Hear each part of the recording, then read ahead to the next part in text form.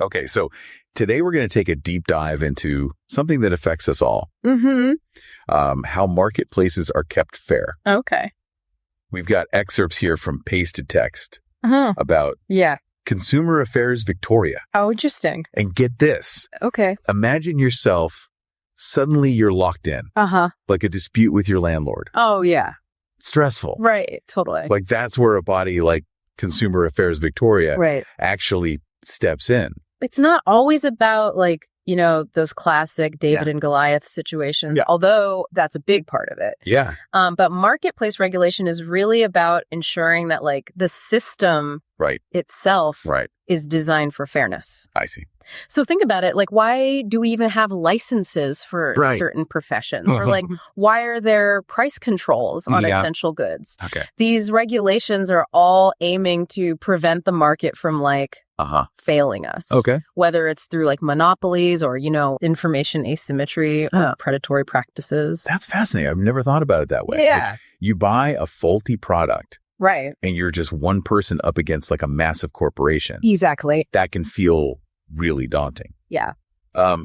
So going back to Consumer Affairs Victoria, they actually mediate these disputes between tenants and landlords, right? Exactly. And the beauty of mediation is it's not about like winning or losing. It's about finding a workable solution for everyone involved. Okay. So let's say a landlord wants to raise the rent like drastically. Right. Consumer Affairs Victoria could actually like step in and help the tenant and landlord actually negotiate a compromise. Yeah. Maybe a smaller increase that's phased in over time. I see. You know, it's about facilitating a dialogue, Yeah. saving everyone the time, the money, and the stress of going to court. Okay. And ultimately reaching like a more equitable outcome. So it's not just about keeping things balanced between like individuals, but about making like the system itself fairer.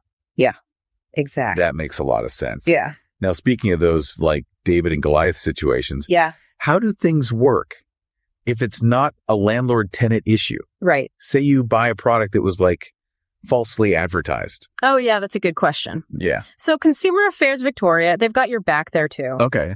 Misleading advertising is a major area they tackle. I see. You know, think about it. You see an ad for like a miracle cream, promises to make you look 10 years younger. So you spend your hard-earned money on it. Right. And then nothing happens. Yeah.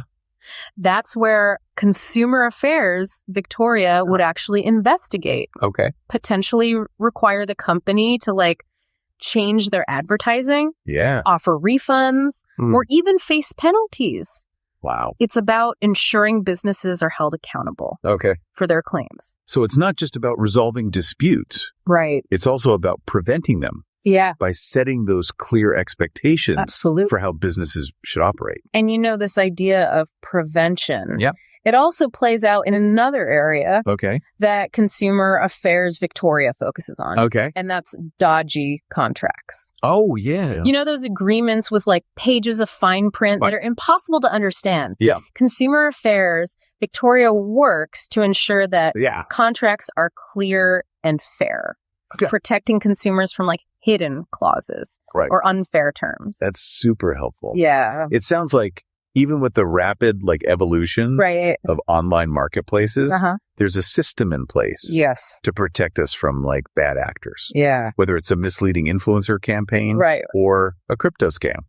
You've hit on a really key point. Okay. Technology is constantly changing the landscape of commerce. And Consumer Affairs Victoria has to adapt its approach to these new challenges. Okay. It's a constantly evolving field. So the takeaway here is that whether you're dealing with like a landlord, a massive corporation, or like the complexities of the digital marketplace, there are mechanisms in place working to maintain fairness and protect consumers. Exactly. It's all about like market integrity, ensuring that everyone plays by the rules. Okay.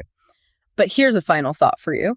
Okay. How do you think the rise of AI and big data will impact consumer protection in the future? Food for thought. Yeah. Thanks for listening. Yeah. Thanks for joining us. Yeah. Hope to see you next time. All right. Bye. Bye.